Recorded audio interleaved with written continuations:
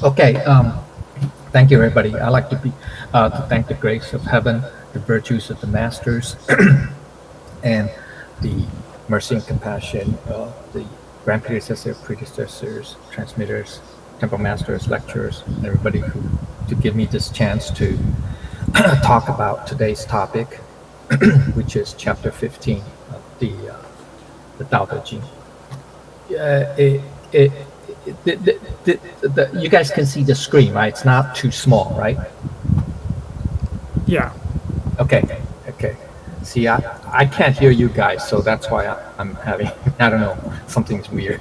Okay, okay, um, okay. All right, okay. So this chapter 15, it's the longest chapter that we have so far, chapter 15. Um, chapter 20 is even longer than this, but this is gonna probably the outline came up to like 12 pages. So okay, so let's start. Um, the title is called it's in Chinese. It's called 不赢, okay, or it's non-overflowing, okay. 不 not overflowing. 赢 means overflowing, but it also means arrogance too, okay, full of yourself, okay. So and that's appropriate because that's what this chapter is mainly about, okay. Now we have a chapter way back. I think chapter four. It's also called 不赢 too. So but it's a little bit different. Okay, that talks about the chapter 4. If you guys look at chapter 4, it's also 不赢, but it talks about the characteristics of Tao. Okay, so this time it's talking about the characteristics of the Tao master. Okay, so all right, so that's why it starts out the Tao masters of antiquity. Okay, even though there's no Tao in this Chinese word, but that's what the implied meaning is. Okay, so I'm gonna skip a lot of these definitions. You guys can read it. Okay, but the third word is important. It's san. San literally means good, skillful, but it also means has a double meaning as goodness. Goodness in two aspects. It's some kind of virtue or a positive trait or an improved characteristic that we can cultivate. Or the second as being talented or highly skilled, masterful, effortless, graceful. Okay, I can skip that. Okay, the last two words here, right? Okay, it's in ancient China. Okay, Si is the scholar class. Okay, it's one of the four social classes, which makes up scholars, which are composed of scholars, farmers, artisans, and merchants. 士农工商. Okay, so that's the ancient, it's like you say the feudal classes. Okay, back in ancient China, but in this context, it just means masters. Like because it's san, right? It's very skillful. Okay, skillful class scholars. Okay, so the basic meaning of this sentence or this phrase is just the skillful masters of ancient times. But then there's a deeper meaning of what the skillful masters. Okay, so it just means they're the masters of ancient times who were skillful practitioners of Tao. Okay, so another meaning is what Lao Tzu was referring to, or to the ancient Tao masters. Now, he was not referring to sages like Confucius or Zhuangzi. Why? Because they came after him. Okay, what he was, or there, yeah, you can say Confucius was contemporary. Zhuangzi is much later, like just third generation or second or third generation later. But rather, Lao Tzu was referring to even more ancient, masters, like the Yellow Emperor. Anybody remember the Yellow Emperor? Okay, he was around 2,700. Let's say 2,000. So he was roughly 2,200 years before Lao Tzu. 2,200 years before.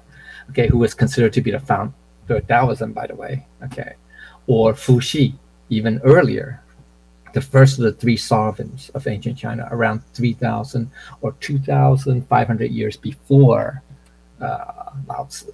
And he was considered to be the originator of the Book of Changes. Okay, Fuxi. Okay, so on a very basic level, historical level, Lao Tzu was referring to these people, okay, or that group of people, okay, that group of masters, okay. Now there's a deeper meaning of this word, okay. It's basically, it's basically one who has excellent aspirations or will, determination, and conduct, a superior person. Okay, that's what the Confucius would call, those masters, people who are superior. They're people who are excellent cultivators. Okay, of the Tao. There's another understanding, higher understanding of this word, of that phrase, which is one who is able to understand the truth for themselves and also guide others to understand the truth. So, okay, so that's what a superior person would be. The implication is that what is life's most worthy thing, or the valuable choice, is for one to be able to pursue the truth and also to be able to help sentient beings search the truth. That is the most worthy thing in life, okay? So the key point of this phrase is that by cultivating this Tao, we can transcend the bitter sea of life, and helping other sentient beings to do life likewise is the most valuable or worthy thing in life, and there will be no regrets after our last breath, okay? So that's the whole meaning of what this first phrase is, okay? Now, then his next phrase is to describe, some of the, you can say, qualities or characteristics of these ancient, these Tao masters. Okay, and he used 4 words. They are okay. Now these translation, we'll get into it later. It's you can say it's subjective a little bit, but it's basically are delicate, subtle, mysterious, and penetrating. Now the first word "wei" literally means this. Minute, tiny, slight. I mean, it can mean delicate, elegant, definitely imperceptible and abstruse. But that's taken up by other words, okay, in that 4 line. All right. The second word, miao, literally means, okay, it could also means, it means subtle. It means amazing, excellent, fine, marvelous. All these adjectives. Okay. Third word, shen. Shen, yeah, it literally means abstruse, difficult to understand, deep, profound, mysterious, mystical. It could also mean obscure and dark. So some, like in chapter 1, at the very end, I think the last line, some translators translate as, how obscure and dark, and that's not the right interpretation, okay? Because Lao Tzu was describing Tao. He's talking about how profound, mysterious, and mystical it is, okay? The last word, the 4th word, tong, literally means to pass through, to penetrate, pervade, or the noun penetration, adjective unimpeded, and without hindrance. Okay, so these 4 words, you can also use to describe the Tao, okay? You can say it's minute, tiny, because you can't see it. Okay, so and it's also barbarous, amazing, wonderful, subtle. It also is very deep, profound, mystical, and it's all pervasive, right? It pervades. It's unimpeded, right? Okay, so you can also, but that's on the grandest or the grandest scope, biggest arena, okay, sphere in describing the Tao, okay, which is correct. But what Lao Tzu is talking about is, in this case here, he's describing the Tao masters, okay? Now, so they're describing the people, okay? So the basic meaning is that the Tao masters are delicate, subtle, mysterious, and have perfectly penetrating insights and abilities. For example, like they have this divine wisdom or Mahaprajna, right? Okay. Another meaning is Tao masters were mysterious not because they want to be, but their ways were often beyond conventional thinking. Okay, so that's the basic meaning or understanding. Now, there's a deeper meaning to these 4 words. Okay, they are the 4 qualities of our Buddha nature, not just the person, right, the Tao masters, but also the 4, you can say, qualities or traits of our Buddha nature, as well as the 4 general aspects or levels cultivation. That's what makes it more interesting, okay? So because then these 4 qualities that we normally describe the Tao also, you can say, describe our Buddha nature as well as our cultivation. So that's where all the link. So therefore, these 4 words used to describe the Tao is also relevant to us as well as our cultivation, okay? So the delicate, I used the word delicate here, it represents the conscience, you can say, the Tao heart, which is at most unique, minute, and imperceptible. That means it's not easily seen, right, or perceived. It's elegant and graceful. Okay, 秀雅, exquisite and refined. 精雅, and then 清净, pure and still. Okay, so that's what you can say our Buddha nature is like, right? It's all this. But as a cultivator, it is also the most basic level of cultivation for the Tao masters. For example, the thoughts that are exquisite, graceful, and refined, being able to understand the elegant and fire points of Tao teachings. Okay, so that's why it's called delicate. Okay, it's very refined, very graceful. Okay, so this is the most basic level. Okay, so it's first level, right? Way. Okay, let's use illustration. Okay, let's use a metaphor. Let's use light. Okay, so when we say we received the Tao, right? When we went through that the 3 treasure ceremony, right? Okay, so that's when we say that under the first treasure, the the portal, that mystical portal, right, or marvelous portal, was opened, right? So that's when that, or you can say that's the very beginning or initial steps of us becoming enlightened. Okay, all right. Even though in ancient times that would be the last step, but in the white era it's the first step. Okay, it's kind of that's the difference between the red era transmission of the Tao versus the white era transmission of the Tao, right? Okay, we all know that, right?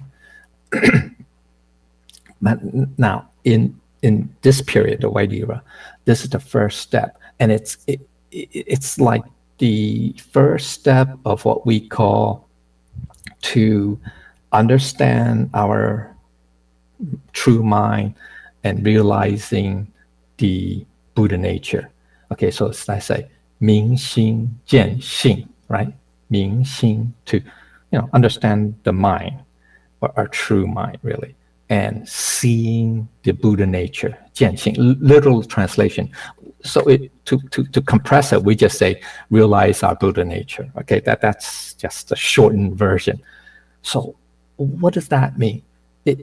Well, what does that signify? It just means that that's the first step towards our enlightenment, towards realizing who our true selves are, who is our Buddha nature, or what is our Buddha nature. So now I'm using a metaphor. I said light. So at that point, when we quote unquote receive the 3 treasures, right, and have that first door unlocked, right, or the first treasure, the door, it's like our you can say our true self it started lighting up. So it would be like the light of an incense stick.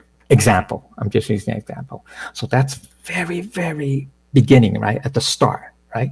We haven't done anything. We haven't learned anything. We haven't cultivated. We just had the first treasure, okay, that door and lock. So therefore, from a illustration to illustrate, it's like the light of an incense stick. So it's not that bright, right? It's if you put an incense stick in a dark room, it's not very easy to spot it. Isn't that true? I mean, that's right. I mean, those of you who have home temples can probably understand that, right? Okay, so that's basically the metaphor to describe at that level. Okay, I mean, I'm talking about that just starting level. Gradually, as we learn more about the Tao, right? We study it.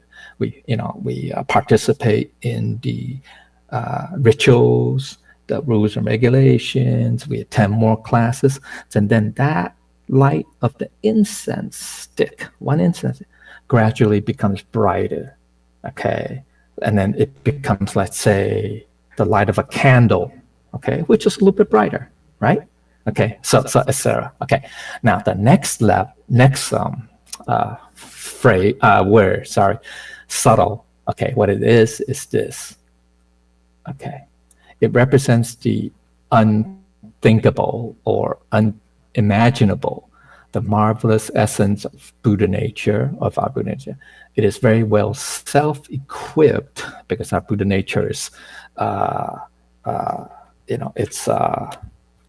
has everything. Okay, so example, the 10 liberations or the 6 supernatural powers, etc., etc. Okay, all that.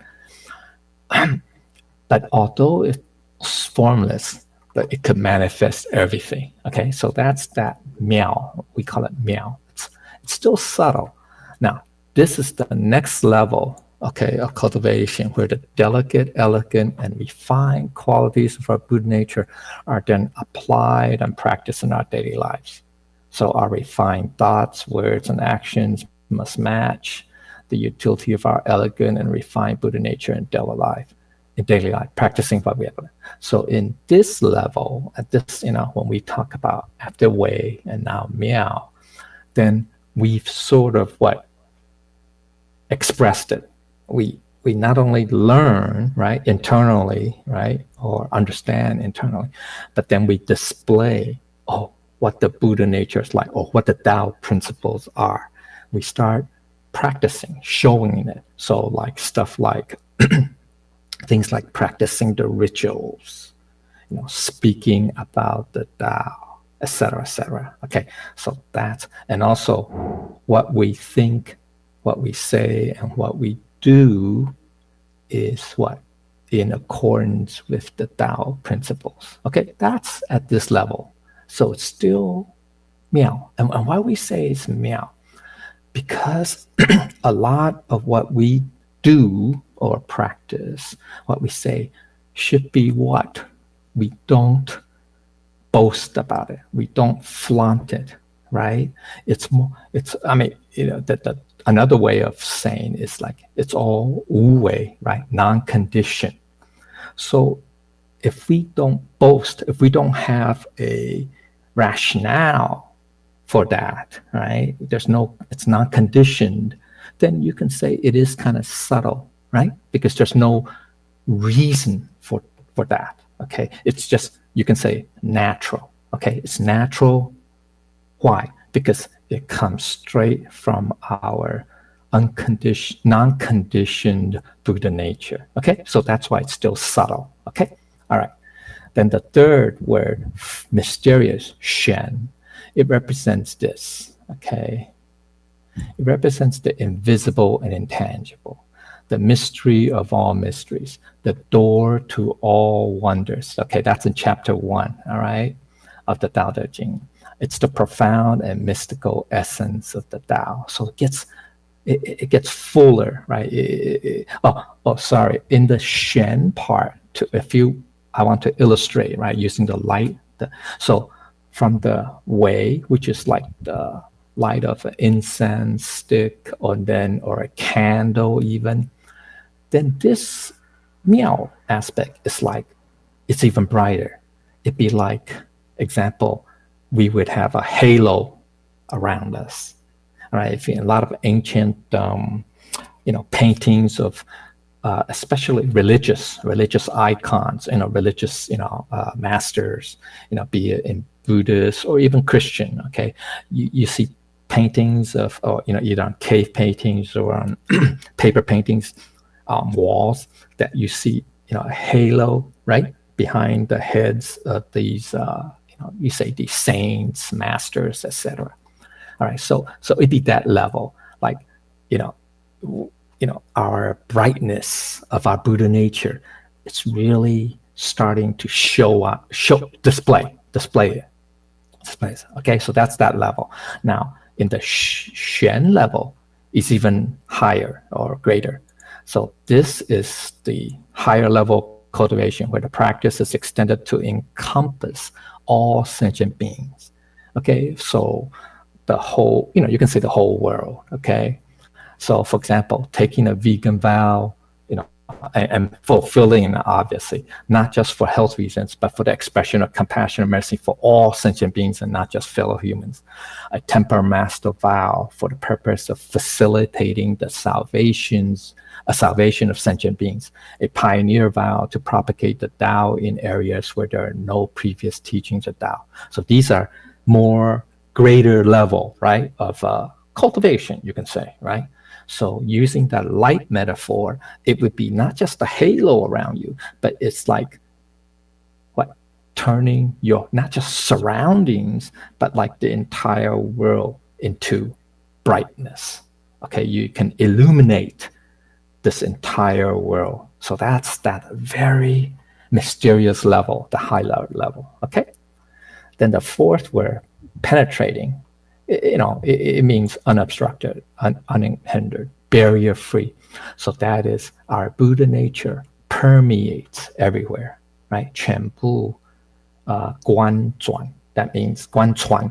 That means it's everywhere. It just means this, okay? The highest level of cultivation where our Buddha nature, though initially imperceptible and subtle, right? 微妙, right? The first two words, right? Okay.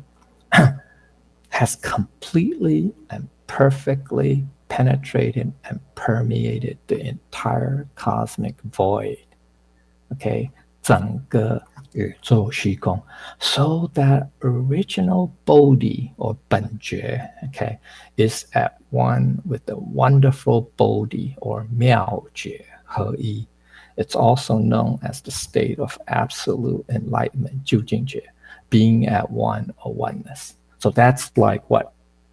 Using the light metaphor, example, illustration, it's like this entire cosmic void, which contains countless galaxies, right? Or even celestial realms, is all what?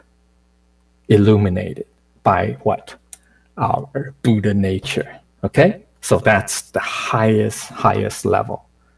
So even though Lao Tzu used these four words to describe, the Tao, he described the Tao this way, but also is describing the Tao masters, as well as hinting at these are the levels of cultivation of the Tao masters that we can achieve. Okay? All right, so that's a lot about these four words. Okay, the deeper understanding is this. By using the innately endowed conscience, which is the Tao heart, we use that to deal with all matters of the world. Then we will not create karma. We will not suffer because the conscience is the Tao heart, right? That's in accordance with the Tao, right?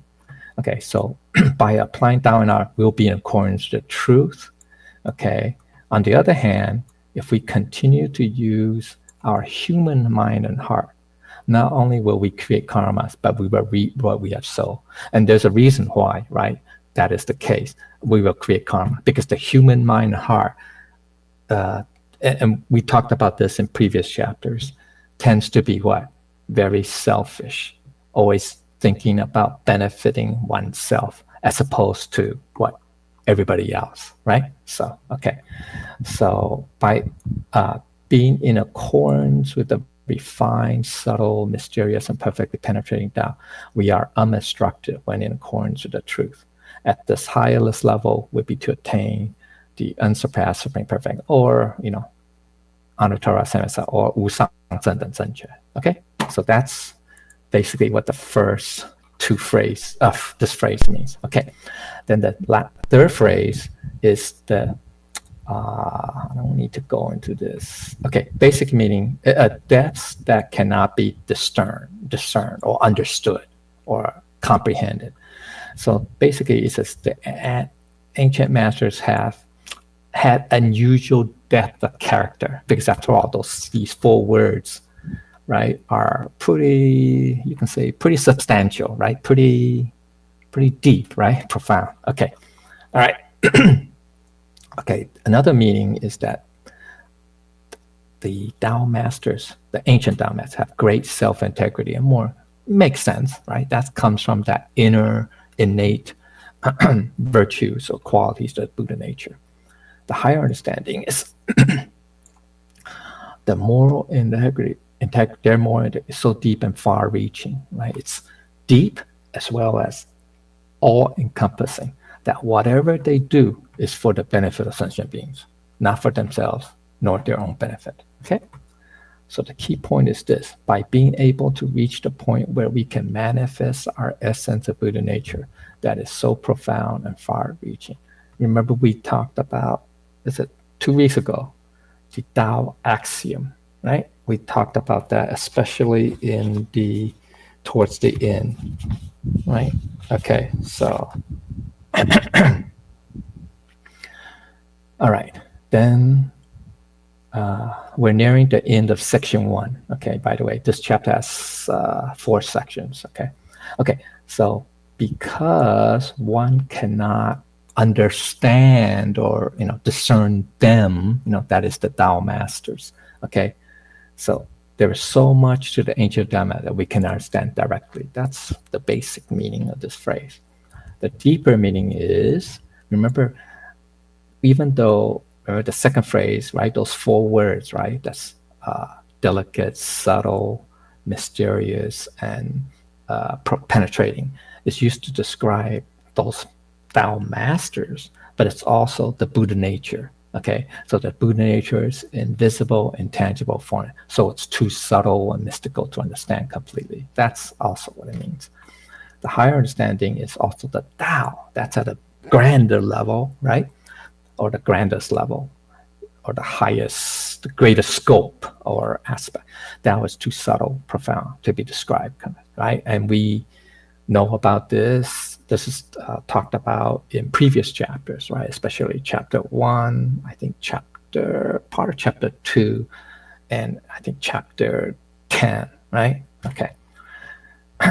Because the Tao is too profound and cannot be manifested completely in the material world or completely understood, we are not able to recognize it. That's what this phrase means, okay? Now, here's the last phrase of the first section. Okay, because it's too profound to understand completely, one is forced to describe its appearance or, describe its characteristics, okay? So, 容 means to describe, okay? All right, it could mean to tolerate, the basic meaning is this: we have no choice but to try to understand. Now he's talking about the people, right? The Tao masters, by describing what we can observe about them, and indirectly about the Tao, okay? So the deeper meaning is Tao is invisible, intangible, formless, but we can come to a better understanding by observing it in our daily lives, okay? So the deeper meaning is the Buddha nature is too marvelous to describe completely, all right? I mean, you can really flip these two, but it's just, okay. The Tao is so mystical and penetrating that it's unfathomable and indescribable. So because the Tao is too profound, so we are forced to describe it, okay? It's too profound. It's not, it's sometimes not too obvious. That's why it's subtle, right? And it's mysterious, and it penetrates everything. And so we, just too, how can I say, too indescribable, so, or unimaginable. Okay, so we are forced to describe it. Okay, so that ends the intro section, section 1, the first sentence. Now we come to section 2, which has 7 phrases that basically describe what the Tao masters are like. Okay, and therefore also describe what the Tao, Buddha nature and Tao is like. Okay, all right. So then now we're in section 2, the first phrase. Okay, first of 7. All right. Okay. So the first phrase, hesitant like crossing a wintry river. Okay. So the first word, yu, okay, this means yu. Literally, it means comfortable, at ease, beforehand, to advance, to prepare. In this context, reluctant or hesitant, okay, as also connotes mindful awareness, okay? So, yeah, okay. All right, let's go down. Okay, so the 5th word means to cross. That means so. Okay, this pronunciation so. It means to ford, to wade, And then the last word is river. Okay, it means river or creek. Okay, stream, etc. Okay, so the basic meaning is we have to be or the Tao masters, ancient Tao masters, are prepared and prudent in crossing a frozen river on thin ice. That requires careful step-by-step process in crossing a frozen river in winter. Okay, so that's the basic, pretty much literal meaning. Okay, another meaning is that ancient masters were like that in their everyday conduct, always looking before leaping, with a solid grasp on the current situation, never rash nor reckless, being mindful. Okay?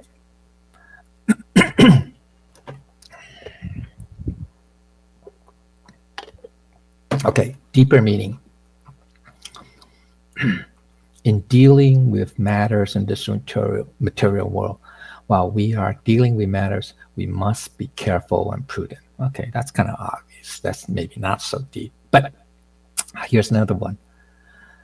We should just be like Yan Hui. He conducted himself as if always on the edge, brink of an abyss, as though treading on thin ice. Okay, so this is a very common idiom or phrase that we use, okay, or that the people use to describe a sage, or in this case, Yan Hui. Okay, as if though they're on the edge of an abyss. So that, you have to be careful as you're walking, right? Look before you jump, right? Or, you can't be rash or reckless. So like you're treading on thin ice because the ice could crack and you could fall through, right? Okay, so the deeper understanding is when matters arise, we need to deal with them. But while dealing with the matter, there is a certain appropriate perspective, view, or method to deal with that matter. So that there is a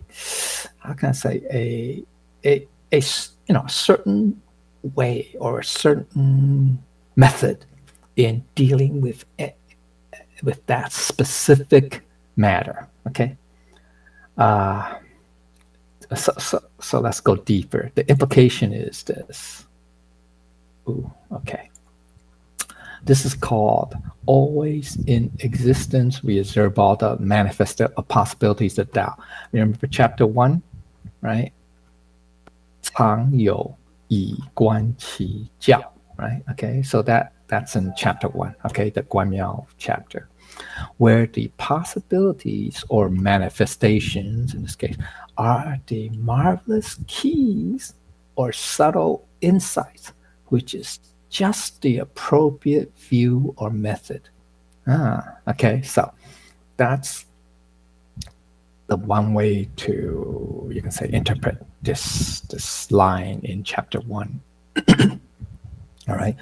So that by using our Buddha nature, okay, the manifestation of our perfect divine Buddha nature wisdom, by using our, or utilizing the, remember I mentioned earlier the divine wisdom, or the Mahaprajna, which is our Buddha nature wisdom. It will give us or show us what is that marvelous key or subtle insight, which is just right, just appropriate, okay, just the appropriate view, method, okay, or manner of dealing with a problem or an issue or matter, okay? So while dealing with matters of the material world, we need to deal with them in accordance with the Tao. Okay, remember the doctrine of the mean? So when dealing with matters as they arise, we must be very careful and prudent and deal with them in accordance with the Tao. Okay, 战战兢兢,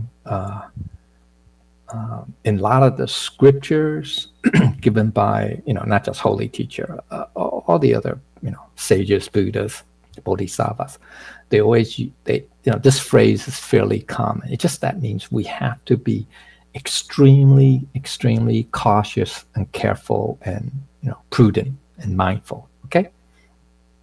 All right. So that's the first phrase describing these Tao masters. Okay. Second phrase. Cautious like fearing the nearest neighbors. Okay. Okay. This yo. Yeah. Yo. Okay. It literally means this. Okay. Just all this, that. But used in context with yu from the above, from the first phrase, previous phrase, it means cautious, prudent, or it could mean undecided. But it just, in this case, it's cautious or prudent. The fourth word means, literally, it can mean to fear, to admire, to respect, to awe, have awe or dread, okay, or reverence. In this context, it does not mean living in fear, but being conscientious, or you can say mindful, okay? So the last two words literally means 4 neighbors, one for each of the 4 compass one. It's a shortened form of, the 4 neighbors, the 8 households, okay? But the basic meaning of this phrase is just means that they're cautious or conscientious because our actions may be seen by our neighbors, to the north, south, east, west, okay? Another meaning is this. Ancient masters exercise discipline over themselves, whether they're with others or alone. Very important, okay, or alone. Whereas many people are inconsistent in their private and public conducts, right? We see that today, especially among the wealthy, celebrities, or even, politicians. Okay, all right. So the deeper meaning of this yo, there are many meanings, okay? Lecturer Liu has talked about it, many different meanings, but in this case, he thinks this yo is more appropriate in describing it as a type of astuteness, okay? A type of astuteness. Okay, it's this astuteness. Okay, it's more lu. I think it's pronounced lue, right? More lue of one's conduct, the astuteness of one's conduct. Okay, and it's similar to the 10 eyes are revealing, the 10 fingers are pointing. So how strict or disciplined we must be, right? He's talking about our fingers and our eyes, okay? Fingers, similar to the 10 eyes, okay? 十目所视, 十手所指, okay? So we just have to be very astute, careful. You can say careful, okay? So what that means, what this astuteness of one's conduct implies is that this is the discipline of being careful with ourselves when we're in solitude. Okay, so it's jing du. Okay, jing du. So that's the jing du. Okay, it literally means. Oh, sorry, it's not. It's sun du. Sorry, sun du. Sun du. It's the sun du discipline. Okay, so literally means the one and the only, unique, and unmatched and parallel, which is what? This. Okay, so literally it means the one and only, but it implies the unique, unmatched, unparalleled Buddha nature. Okay, so that's the deeper understanding. So the implication is to have the one, right? We say the du yi, right? This one, right? To have the one, that is by receiving the Tao, right? So a person who has the one is a great person. See, this is a person, and if you add this one, the Tao, to this person, it becomes great, a great person or a superior person. Okay, so that's the the meaning, okay, of receiving this one, okay, or getting the one. Okay, so the key point is by manifesting or displaying our Buddha nature completely, we will naturally be very cautious and prudent. Okay, jing sen. Okay, so all right, so that's what our Buddha nature is like. Okay, so now he's describing the person, right, the Tao master. So we as Tao cultivators also should be likewise. Okay, so all these 7 in section 2 should apply to us as well. Okay, all right. The third trait or quality of a Tao masters, they're dignified like a guest. Okay, so this word is pronounced yen. Is it yen? Okay. Okay. Yeah, right. That's pronounced. That's correct. All right. So where am I? Chapter. Okay. The first word means dignified, majestic, solemn, grace, respectful, proper. Okay. Good. The last word means guest or visitor. Okay, client, patron. Okay, so the basic meaning is this: being solemn like a guest, being on his best behavior while on a visit of great importance. Okay, that's pretty basic. The deeper meaning of yen is the qualities of a superior person. Okay, so previously we talked about what a superior person is, right? Didn't we talk about that? There's a superior person. I don't think it's in this section. I think it's the previous section, right? We talked about that. Where is it? Darn. I think we talked about that. I thought we talked about it. Now I can't find it. Anyway, okay. We basically what a superior person is like, okay? So these are the qualities, okay, of the yen. Another understanding is what we manifest when we conduct ourselves externally is like that of a guest. The deeper understanding is everything is not completed if we just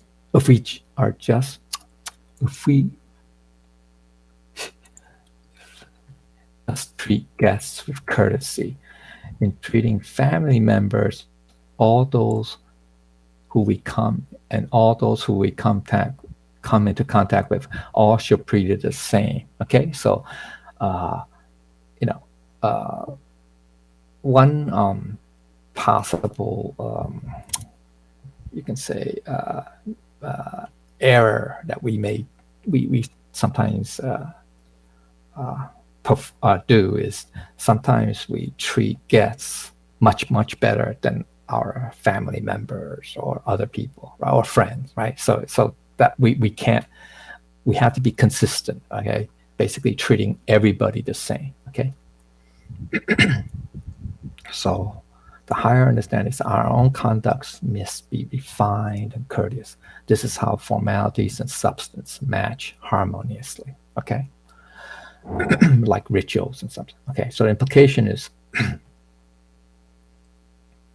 if we can really reach this level of conduct, then it's very substantial self-integrity. There is inner substance.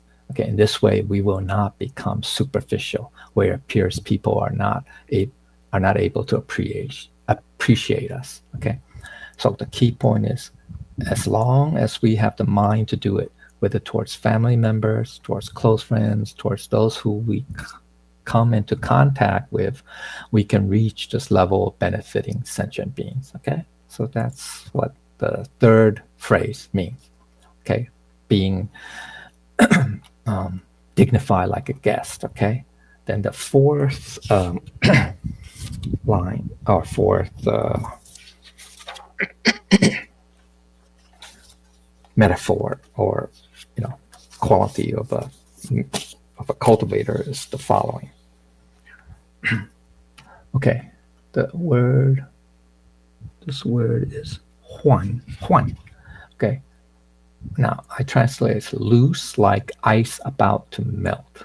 Okay, this word huan. Okay, the first word literally it means to dissolve, to dissipate, or it's melted, something dissolved, dispersed. So it's loose and relaxed or comfortable.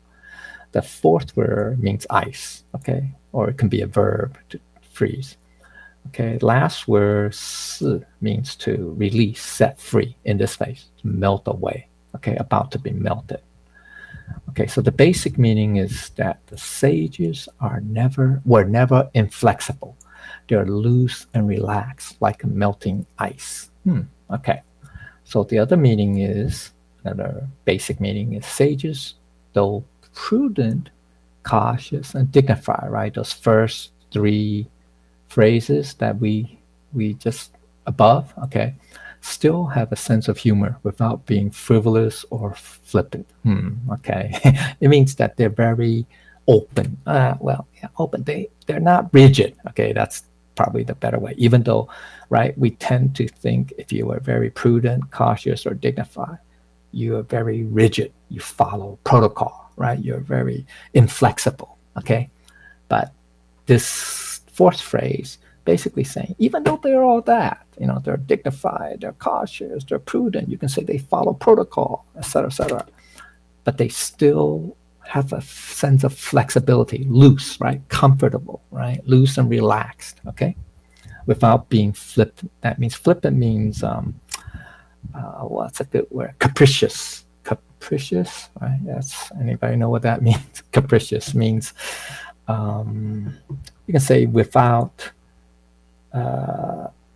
random. It's like random, okay? Capricious. All right.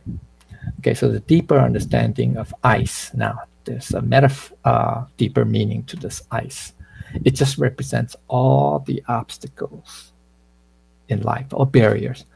We should know that in many phenomena, or in all, whenever we are attached to forms, it's like allowing the water to become ice.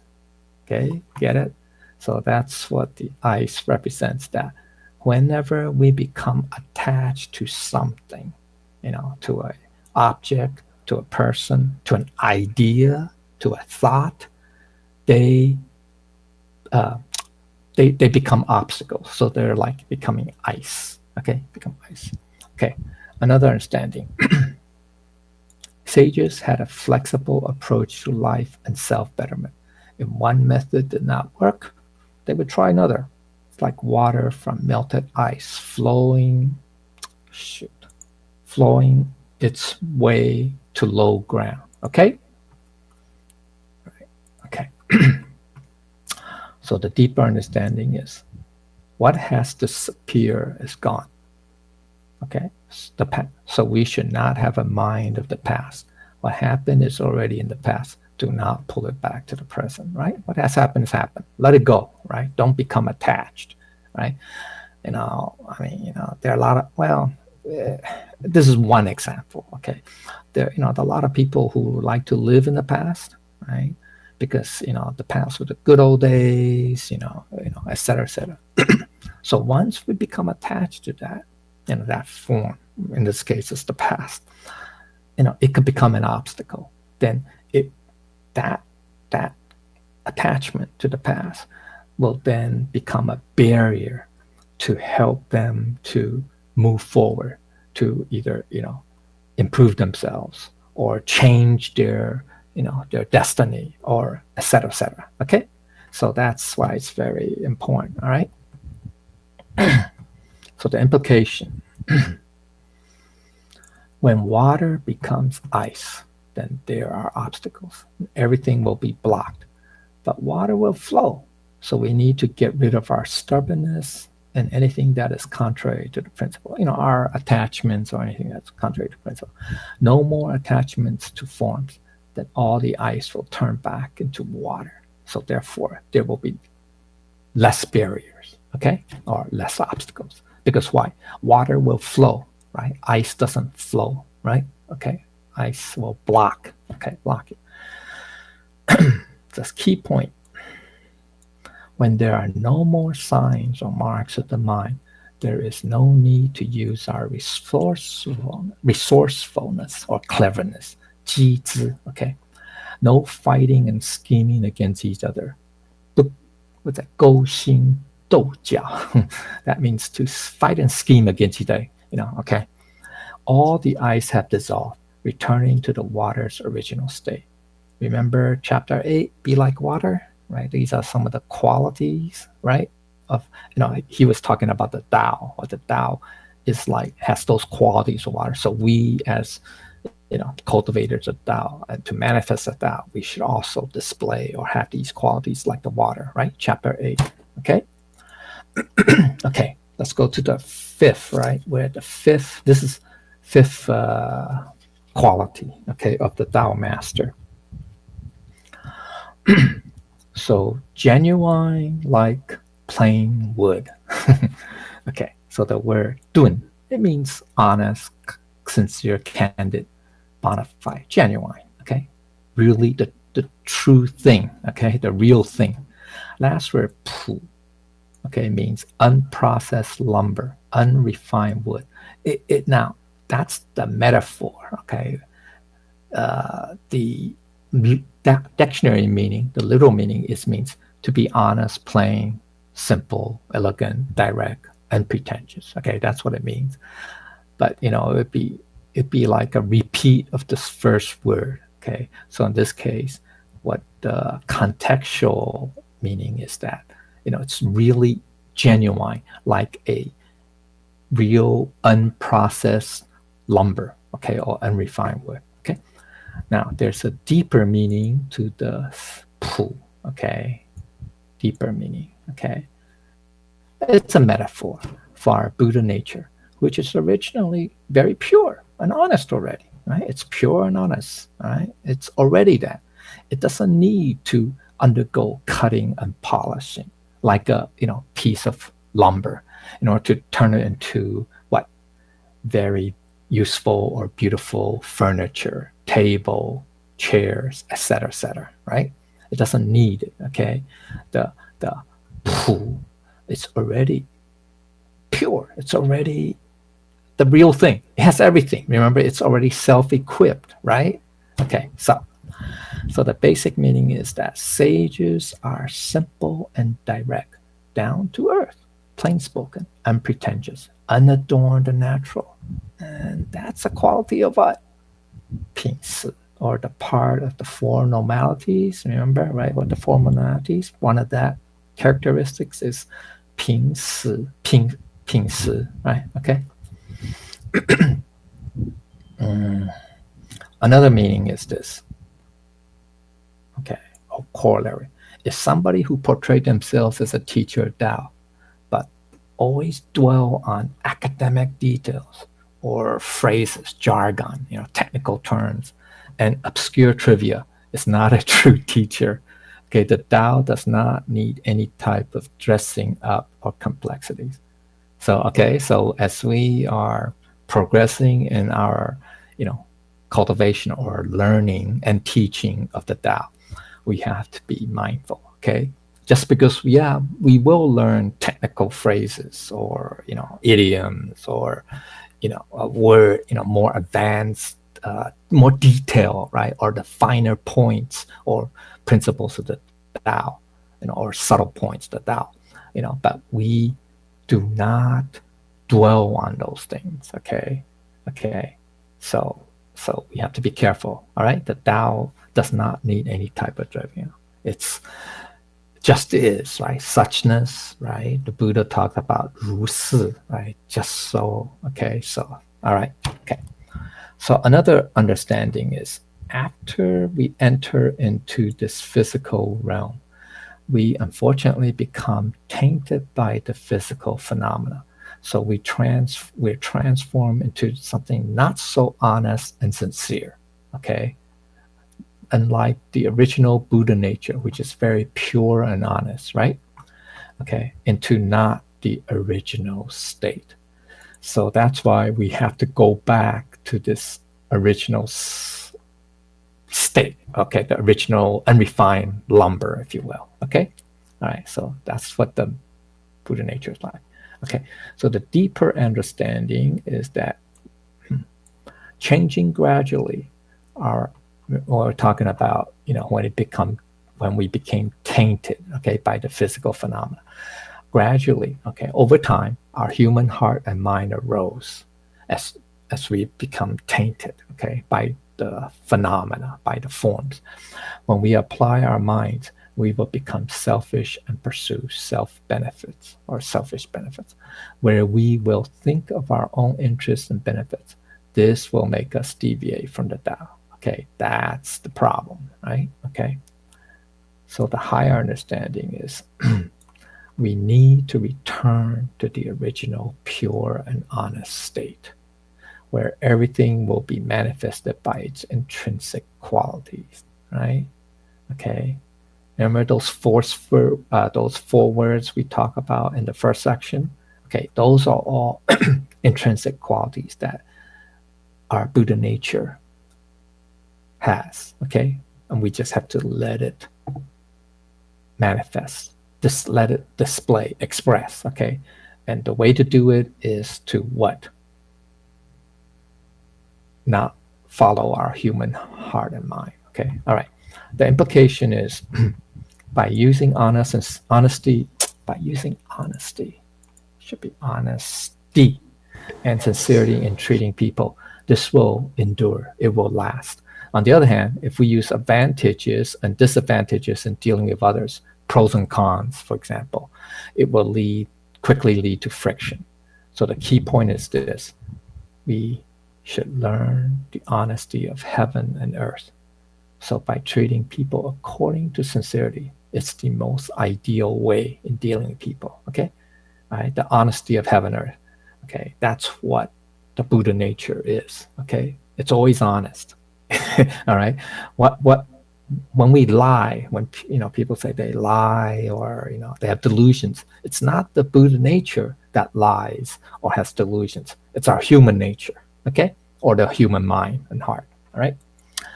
Okay, so that's the fifth? Yeah, fifth. Okay.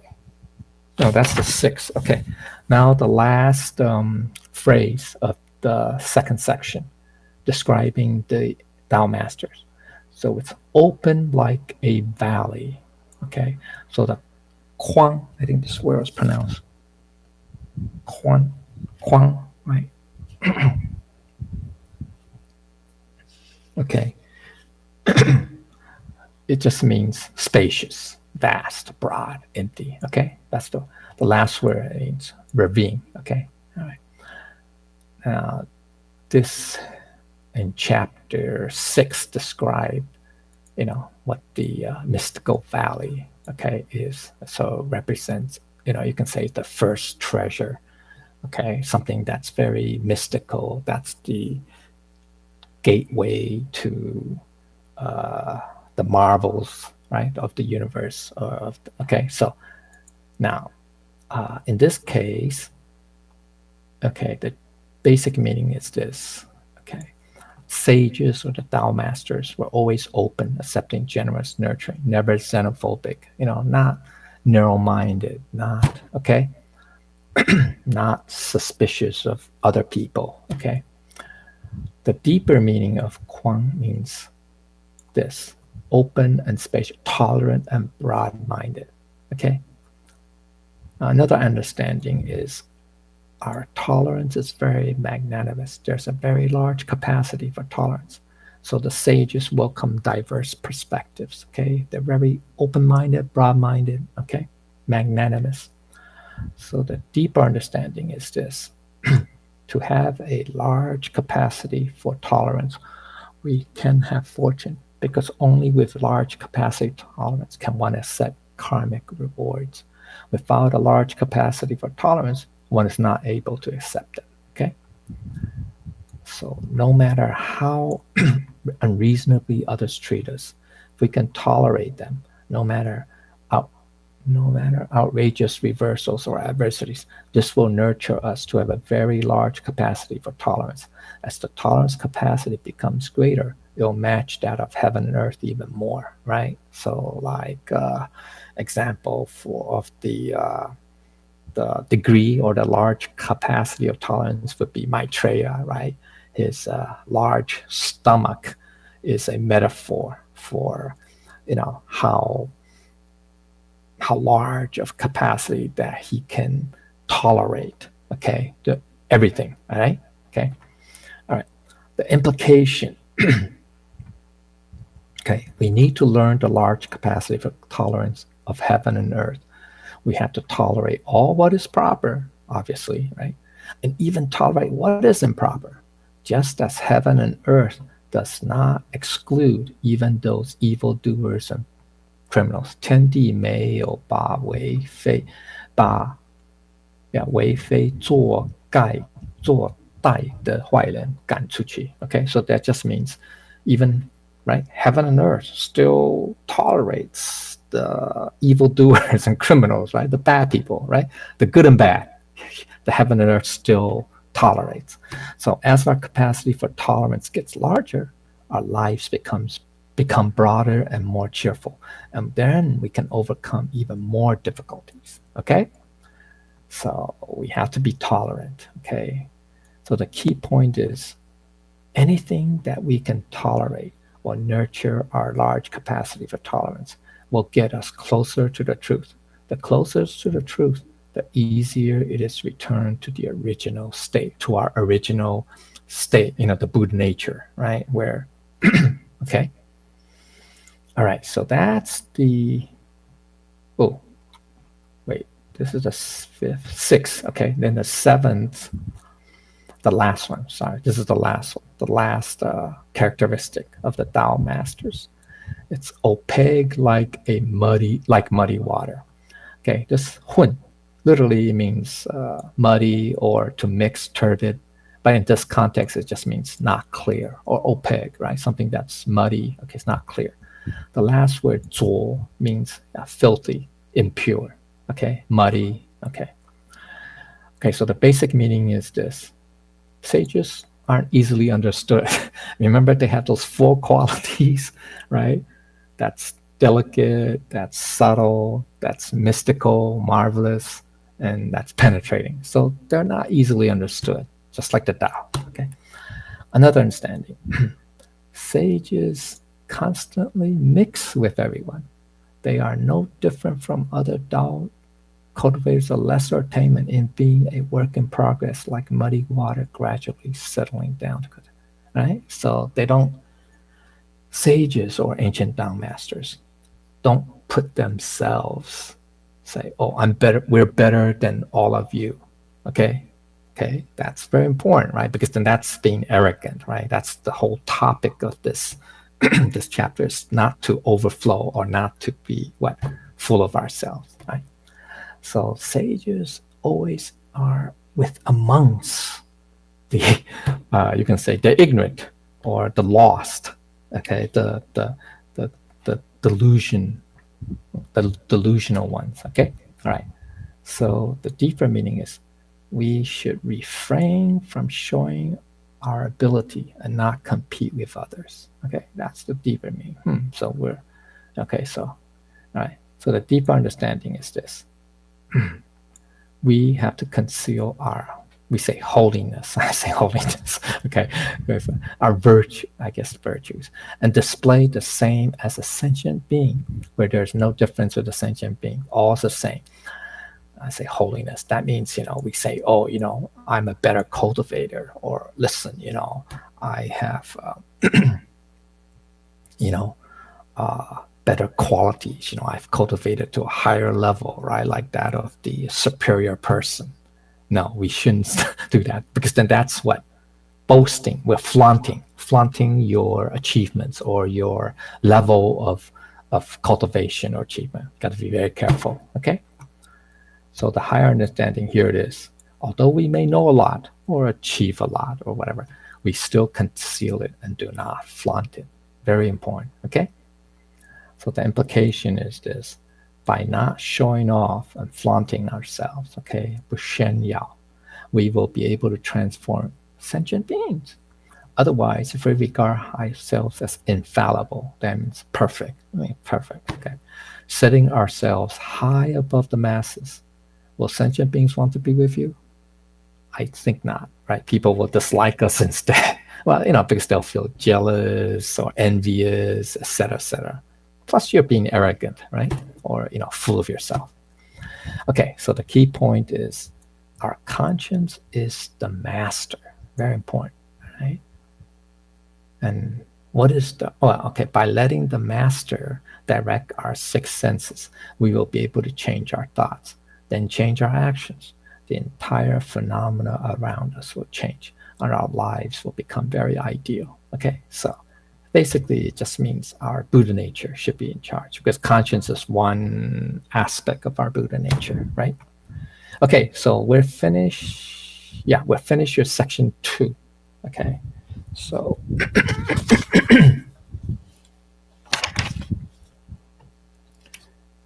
okay, so that's the 7 you could say qualities. They're describing what the Tao masters are like. Okay, now we come to section 3, which Lao Tzu sort of summarizes, but not summarized based on the 7 qualities or characters or traits, but he summarized it between the internal and the external. Okay, all right, so here's the first phrase of section 3. So, she neng, yeah, who can be muddled yet desist or stop. Okay, so this means who, what, which one. Okay, she, capable. Okay, the last word is important. It means to, literally means to stop, to halt. Okay, to prohibit. So the basic meaning is this: the Tao cultivates with pause in this daily grind, in our daily grind, and take a mental step back in order to assess the situation. So we don't just, go from one thing to the next without pausing. Okay, in this case. Okay, so he's talking about the Tao cultivators. We should pause. Okay, so further understanding is this. Okay, is although Tao masters need to face everyday realities, but we're not tainted by them. Okay, so very important. Okay, we're not tainted by them. Okay, or affected or influenced. Okay, the deeper understanding, even in this kind of grime, in the midst of the muddiness of this phenomenal world, we still understand the truth. Okay, yeah. So even though Tao masters, right, are in the midst, right, of this phenomenal world, and this mud, you could say, in the filth, dirt, etc., but they still know the truth, still understand the truth. Okay, all right. So the deeper meaning of zi, remember I talk about to stop, is to cease the creation of all karmas. Okay, yeah, right. Okay, so the higher understanding is, and why is that? Because they are what? They act in accordance to the Buddha nature. Remember, we talk about here, let our Buddha nature be the master right? So we can change our thoughts, our actions, etc., etc. So we will not create karma. Or right? Okay. All right. That's one example I made. Okay. Where are we? Okay. That's the ceasing creation of all karma.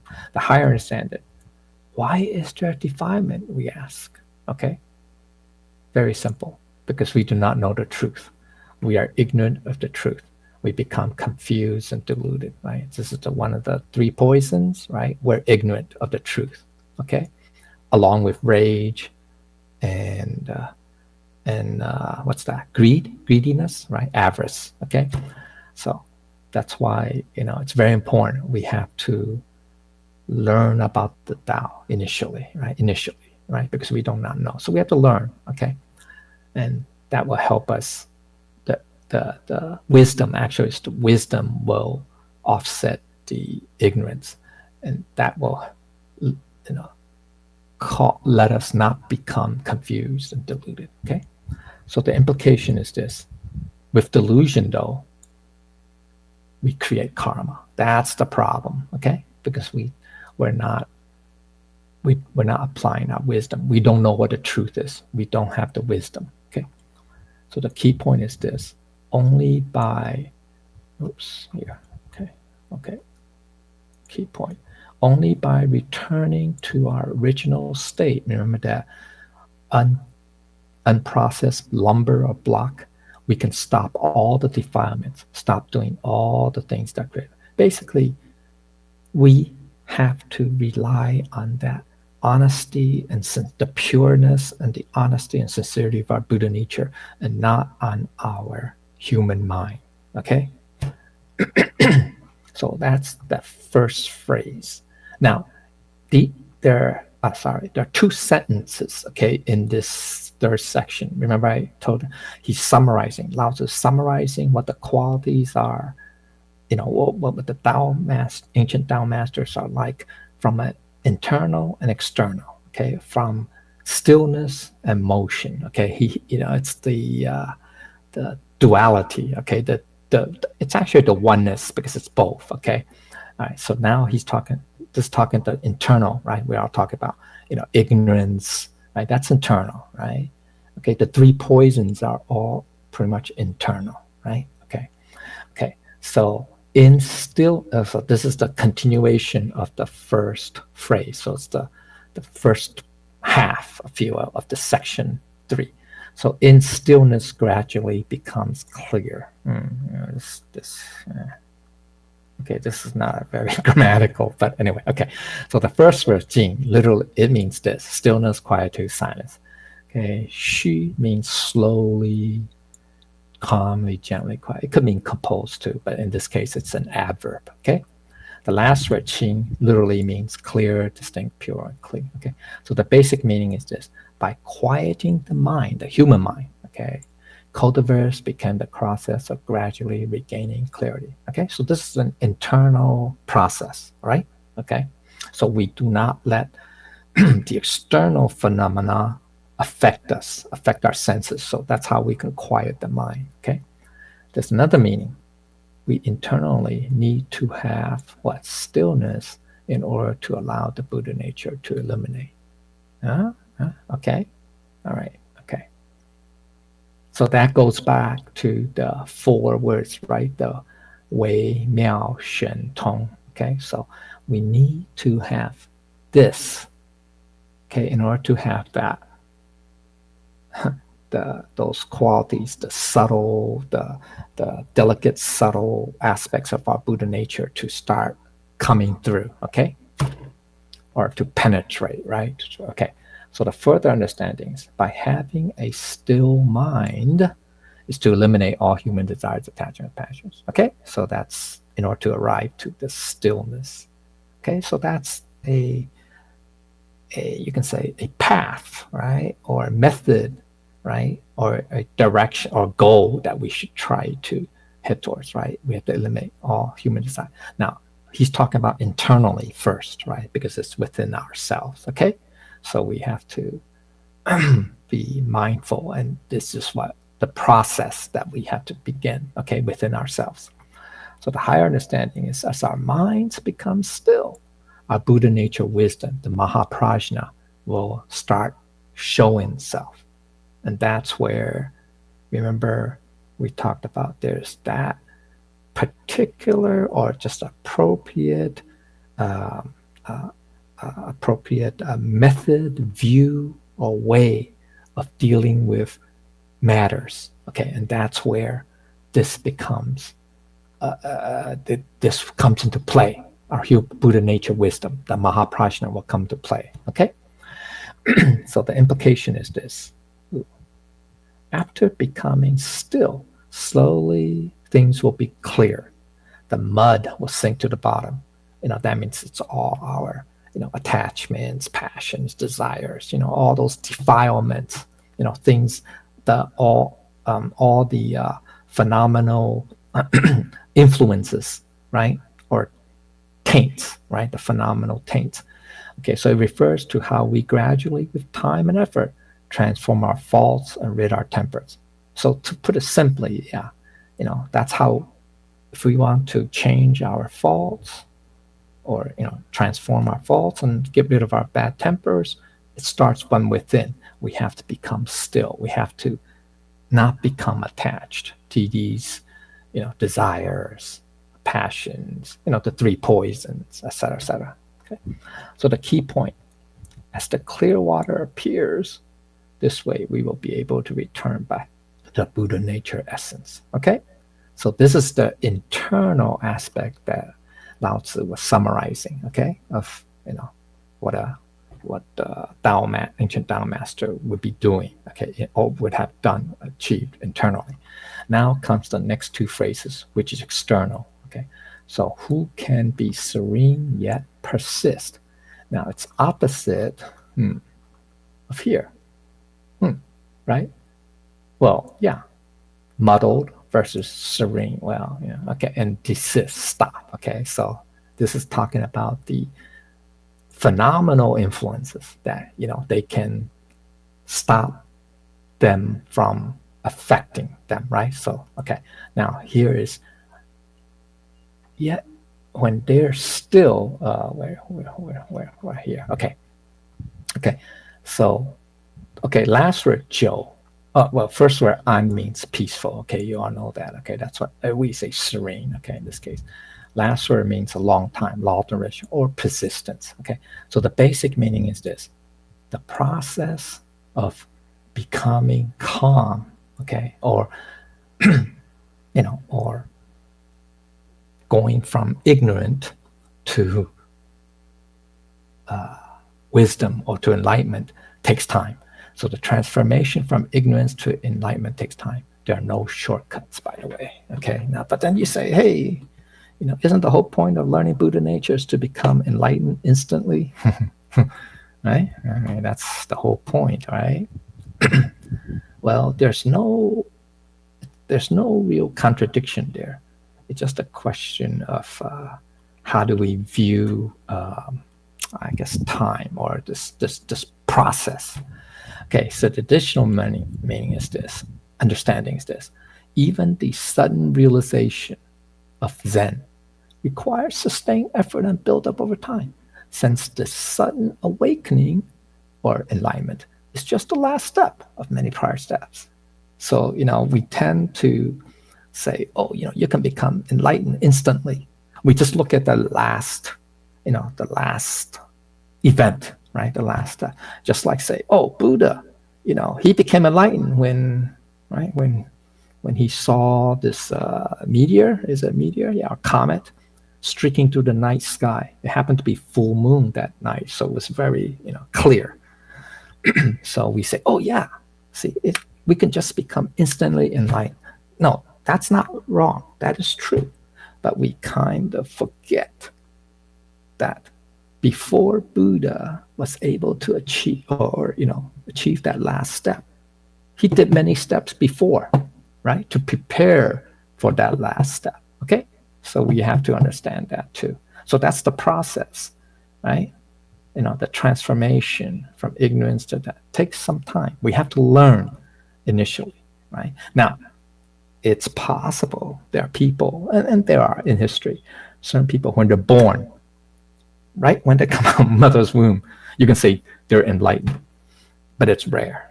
Okay, now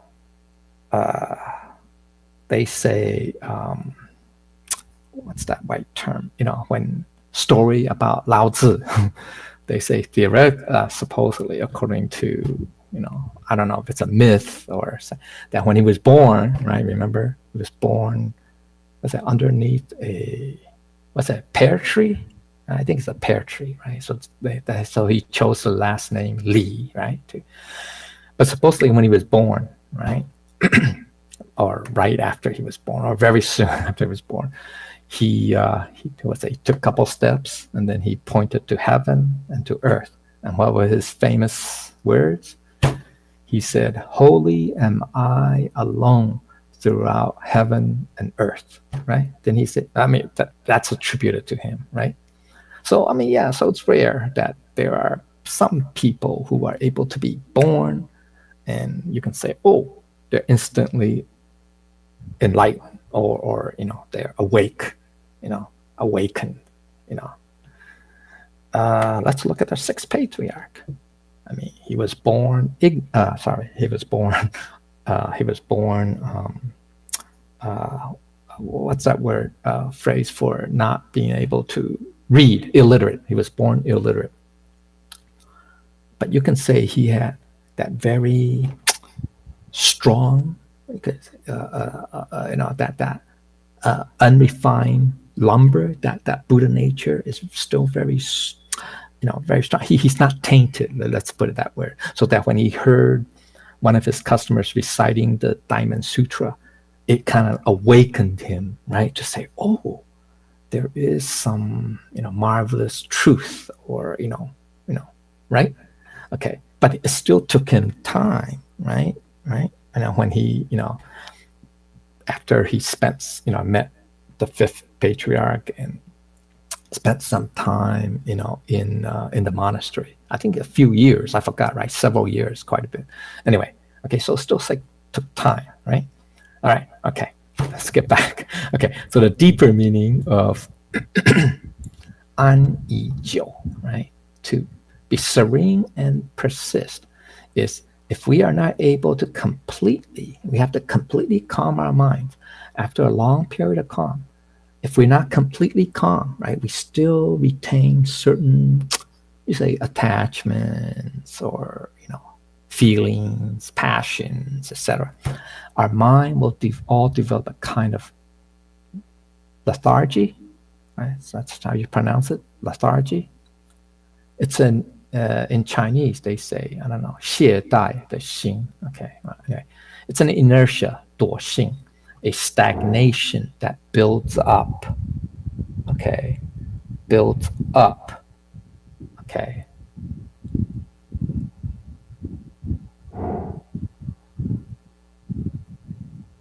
Okay, all right. Okay, so it just means that if we're not completely calm or still in our minds, if we retain even some traces, if you will, of our human desires, attachments, or feelings, passions, our mind will settle, into a type of lethargy or stagnation that builds up. So we got to be very careful. Okay, so that's why this stagnation, it's not called, they didn't call it lethargy or stagnation in the 5 hindrances of the Wu Zhang Ai or the 7 defilements. They call it, one of them, well, we can see it down here in the appendix, right here. They call it depression and sloth. It means laziness, okay? That's the 5 obstacles, okay? That, this is part of the 37, these 5 obstacles will be overcome by the 5 powers, or part of the 37 品, okay, the 37 limbs of enlightenment, okay? Okay, all right. Then the 7 defilements, it's called torpor, 睡眠. It means like sloth or just inertia, okay? Stagnation. You don't want to move forward, okay? Basically, all right? That's what that means, okay? All right, so we have to be careful, all right? Just be mindful. Okay, here it is in section right up here, okay? So this is the external, really. Okay, so deeper understanding is this: able to completely calm our minds, then we're able to remain completely calm for a longer period. Then that will not arouse the mind and stir down. So we have to maintain it for a long time. We have to practice it. Okay. So the higher understanding is we need to deal with all forms without abiding in forms. Okay, so this is more the external, right? Because we're in the midst of this phenomenal world. So we have to deal with form, but we cannot abide in them. So this form also implies within, right, to the mind, okay, also. So with the aroused mind and stirred thoughts come a delusion. We have to be careful, right? So the key point is we sentient beings all have a type, a kind of being content with temporary comfort mentality. It's an inertness which we cling to. So another way of saying is most of us don't like to change, right? I mean, don't like change, right? We're always resistant to changing the way we think about things, the way we do things, right? I mean, that's very natural. We have a kind of inertia, if you will, right? Okay, because we're content with this, it works for us. It works for me now. This always has worked in the past. It always works for me. I'm always comfortable with it. Why do I have to do it another way, right? Stuff like that. Or why do I have to see it another way, right? Do I have to try another way, right? So we tend to have that type of mentality. It arises, and that's because we have not totally reached a state of completely emptying our minds. Okay, and like I said, when we have traces, if we still have traces of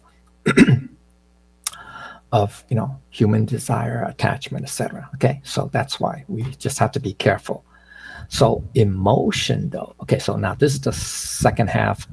That's third section, which means, okay, he's talking about being serene, right, calm in the mind. But then we need to have emotion gradually come alive. Ooh, okay, so dong means motion, movement, to move.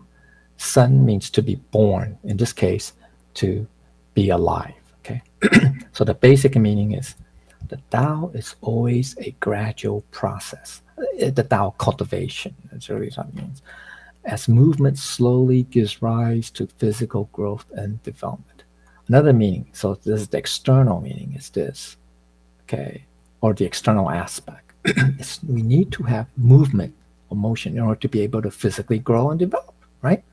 Okay, so another understanding is we make a little progress every day. And one day, we'll suddenly realize that we get it.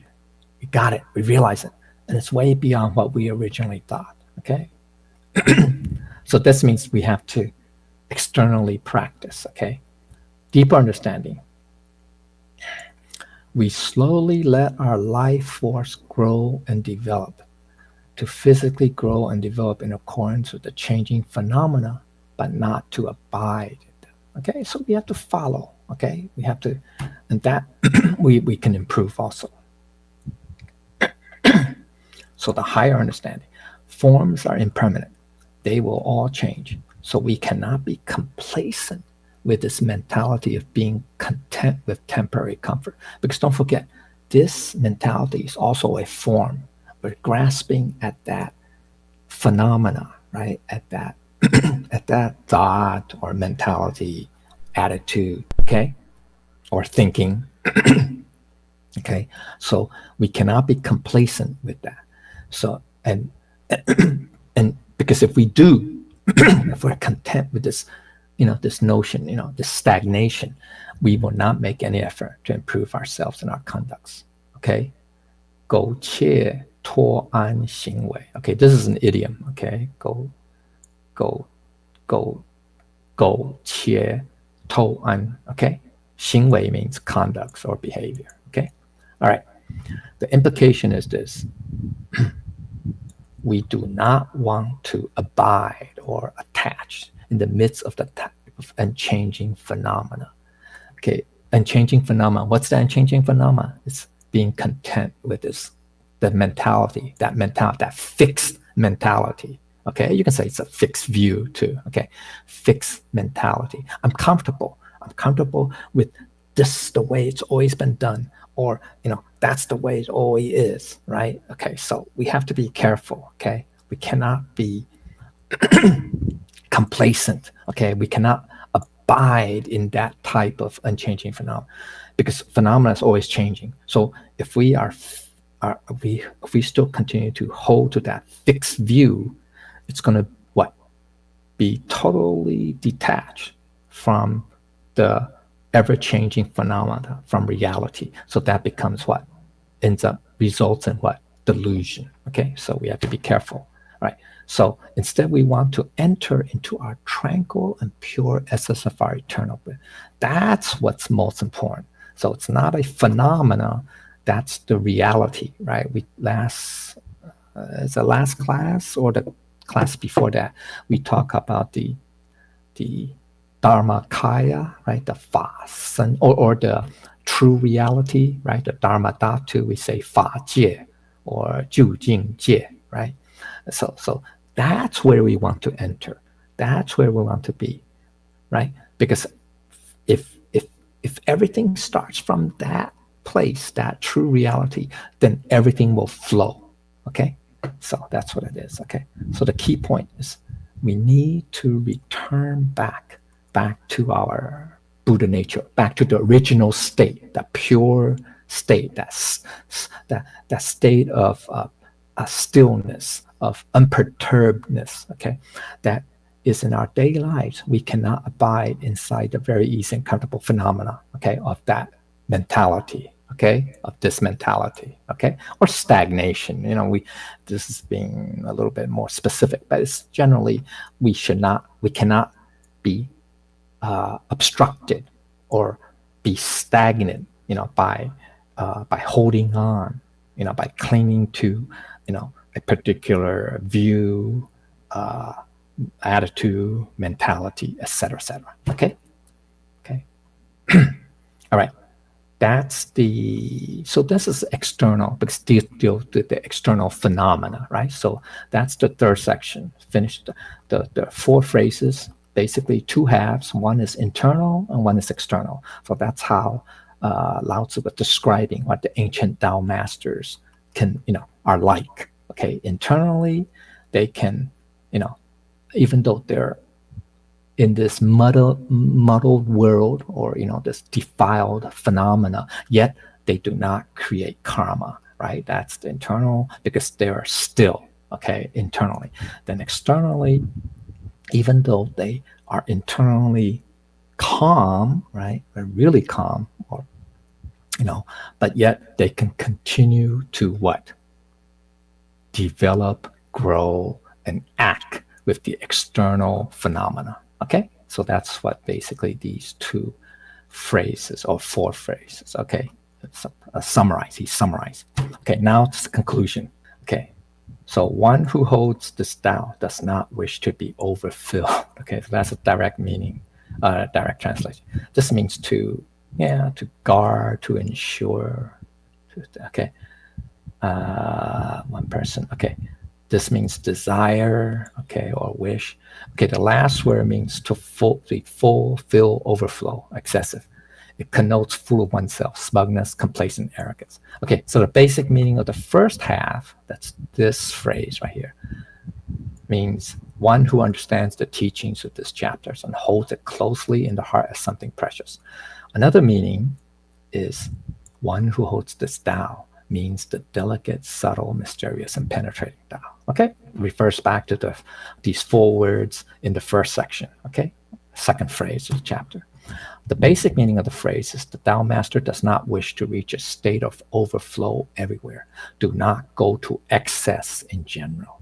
Okay, no extreme. Okay, don't go to extreme. So another understanding anything that reaches the zenith, it will be on the decline, right? Okay. 顶点, right? That means anything that reaches the zenith, the peak, it will be on the decline, or it says go downhill. So it comes from a phrase in the Tao Te Ching we're going to see in chapter 30 and chapter 55. It's 物壮则老. Lao. Yeah, this is Lao, right? That means objects become strong, then aging follows. That's the inevitable cycle, right? That's because objects have a beginning and have an end. So therefore they have a cycle. So whenever objects reach its peak, then what? Fatigue or aging follows, or decline follows, okay? The deep understanding. If we are filled to the brim with our own opinions, no matter how good a reasonable new idea, we will not be able to say.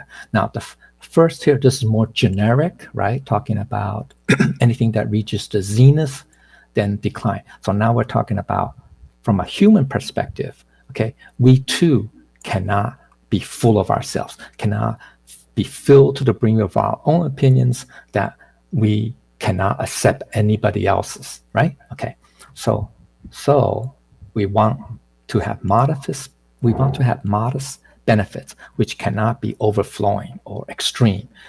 With overflow, we will incur losses, okay? Because then we will not be able to accept more things, right? More ideas, benefits, etc.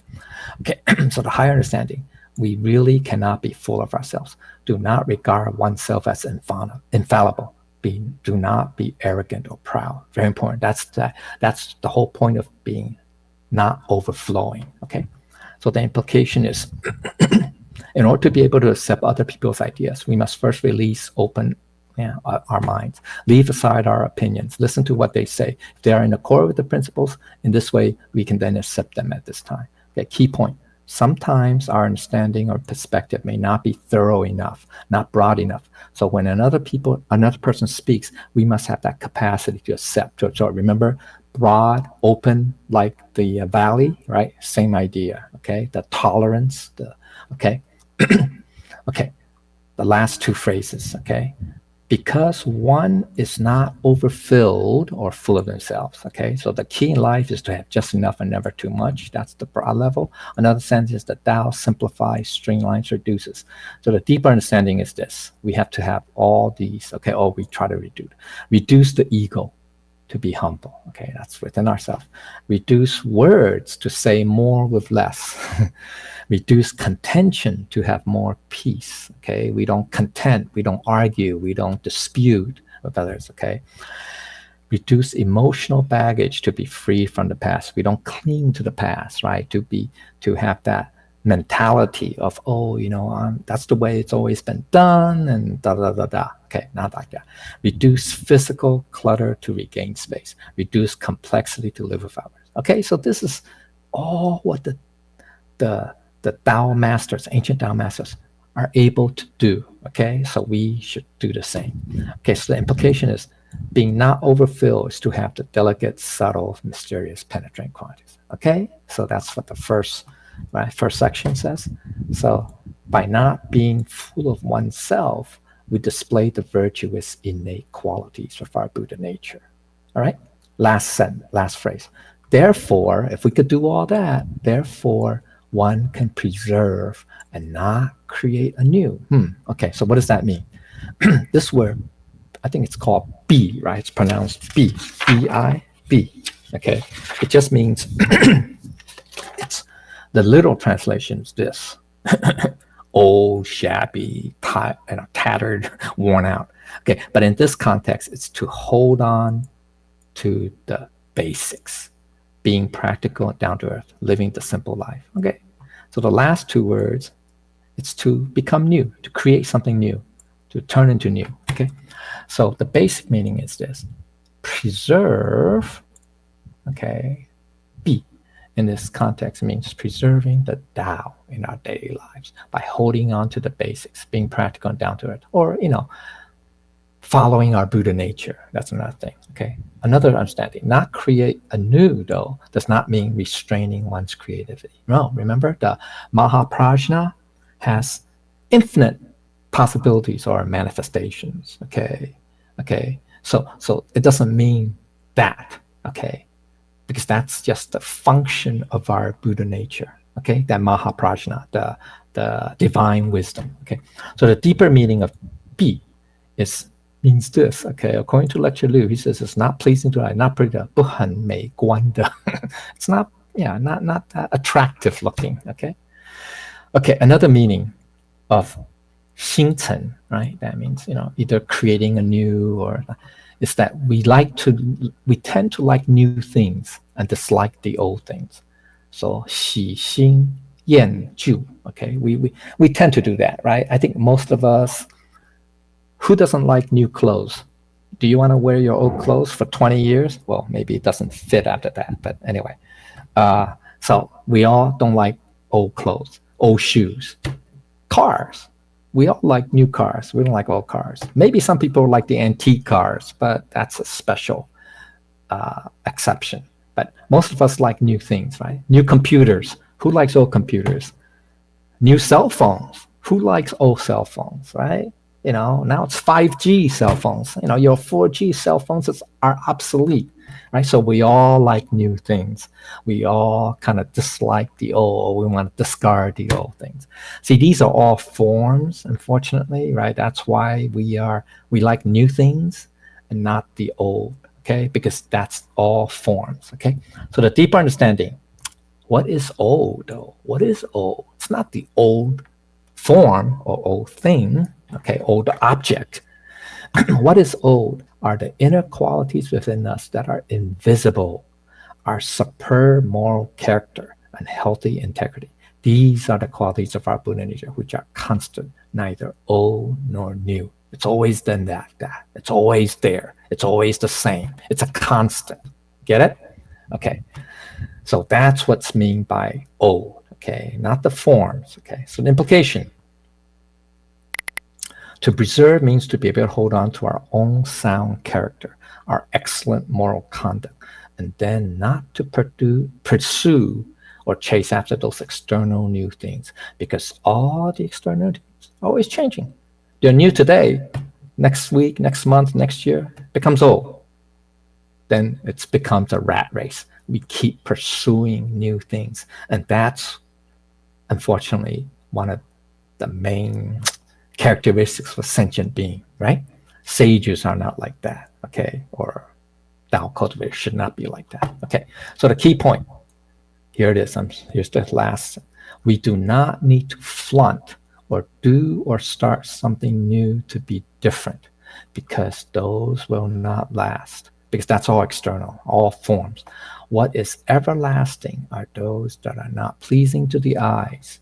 What we should pursue are those that are invisible externally and within us. So there is no need to create anything new if we are not overflowing or fool ourselves. Okay, that's it. I'm sorry I ran a little over 30 minutes, but it's a long chapter, so there's a lot to be said. All right, any questions? Okay. All right, so I'd like to thank the grace of heaven and virtues of masters, and if I have not said anything correctly, I ask for your forgiveness and also your guidance. Thank you.